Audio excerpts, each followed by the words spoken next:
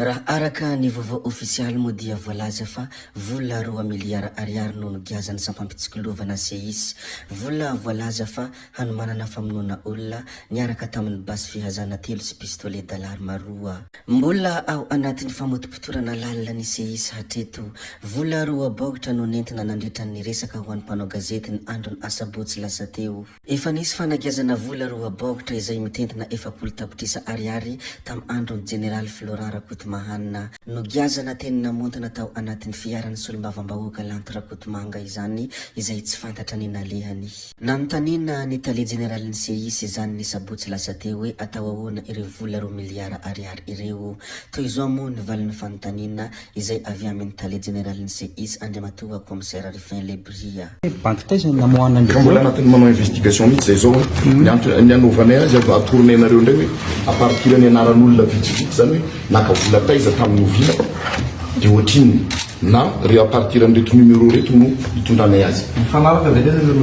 Mbola tsy nijerevanay io fa misy an'le passation de tsara ny ahitanareo azy mba hialana amin'le aiaitareo hoe manao kilalao tsika efa tsy kilalao efa tena zavatra mihoatra samy mihoatra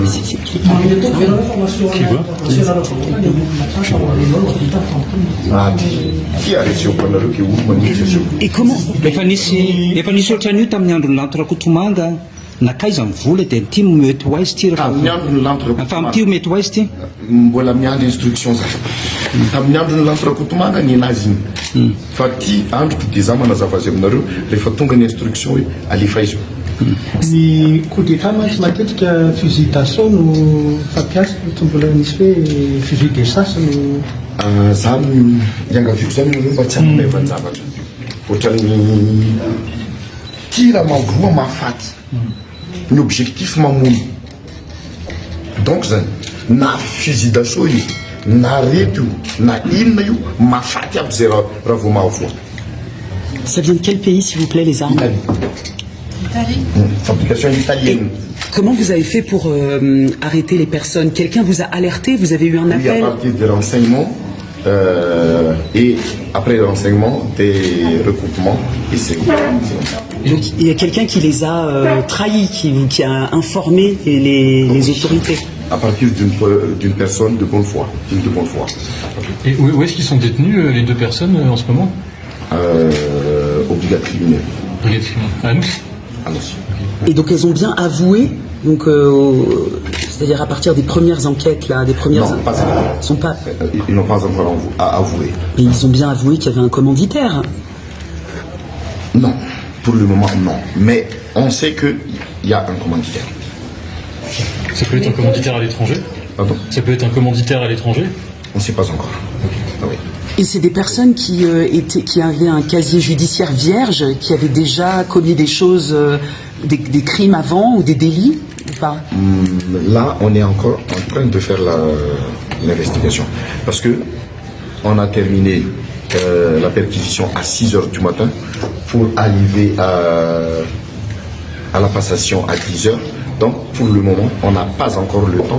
Mais là, à partir de maintenant, on va faire l'investigation. Est-ce que ce sont des résidents à Madagascar depuis longtemps? Résidents à Madagascar depuis 5-10 ans. Ok. Avion comme ça. Ino moa ny fanazavana foforany tafa tamin'ny mpanao gazety izy ary nanazava ny mikasika iny tranga izay misy eto amin'ny firenena iny fa ny pejy ministère de la justice de Madagascar kosa dia nanao filazana maika ny ora maromaro lasa izay. Araka ny soratra izay navoaka ny ministère de la justice de Madagascar moa dia voasambotra ny hariva teo tany Antetezambary Toamasina i Ramatoa Rina Rakotomanga sy ny vadiny. Voasambotra moa izy noho ny raharaha famotsiam-bola, noho ny raharaha fanararaotana fahalalan'olona ary fifanalana tombontsoa manokana eo amin'ny sehatra arakasa sy ireo raharam-pitsarana maro izay miandry azy. Ny herinandro vitsy izay moa dia nanao fanambarana tao anatin'ny pejiny Andriamatoa Rina Rakotomanga ny hoe efa andafy ny tenany.